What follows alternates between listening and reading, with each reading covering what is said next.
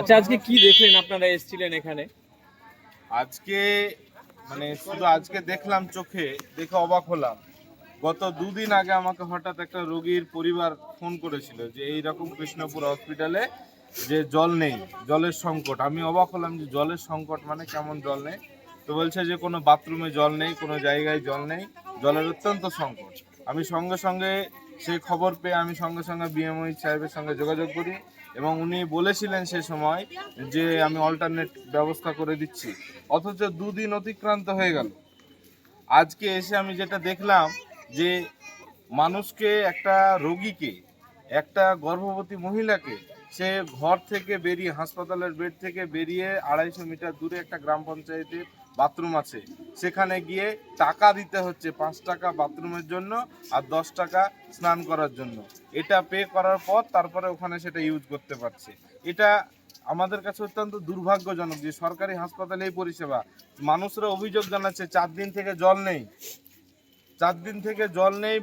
প্রত্যেকটা পায়খানা বাথরুমে তো খুবই নোংরা অবস্থা, খুবই বাজে অবস্থা এবং পুরোপুরি একেবারে বন্ধ হয়ে আছে। এতগুলো পেশেন্ট আপনারা কি এক ভাবুন। জায়গাতেই ইউজ করছে সব? হ্যাঁ, এতগুলো পেশেন্ট এক জায়গায় এসে লাইন দিয়ে যাচ্ছে, এতগুলো পেশেন্ট এসে লাইন দিয়ে থাকছে, এরা লাইন দিয়ে দাঁড়িয়ে থাকছে এবং দেখছে যে পরপর পরপর। এবার ভাবুন যে একজন শারীরিকভাবে অসুস্থ, সেই তো ভর্তি আছে, সে অ্যাডমিট পেশেন্ট যদি এখানে এসে লাইন দিয়ে যদি বাথরুম করে, তাহলে কি পরিস্থিতি।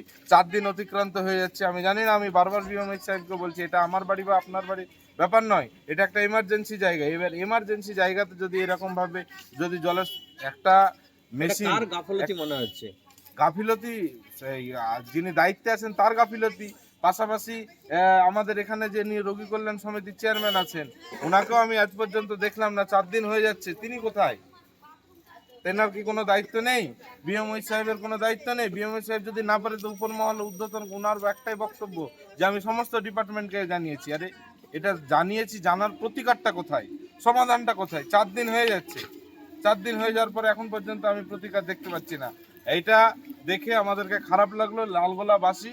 এটা যারা এখানে এই হাসপাতাল আছে, এমনিতে গোটা হাসপাতালের করুণ অবস্থা, খুব বাজে অবস্থা। সেই জায়গাতে দাঁড়িয়ে আজকে 4 দিন ধরে যে মানুষকে ভোগান্তির শিকার হচ্ছে, এটা আমাদের লালগোলার কাছে অত্যন্ত হতাশাজনক।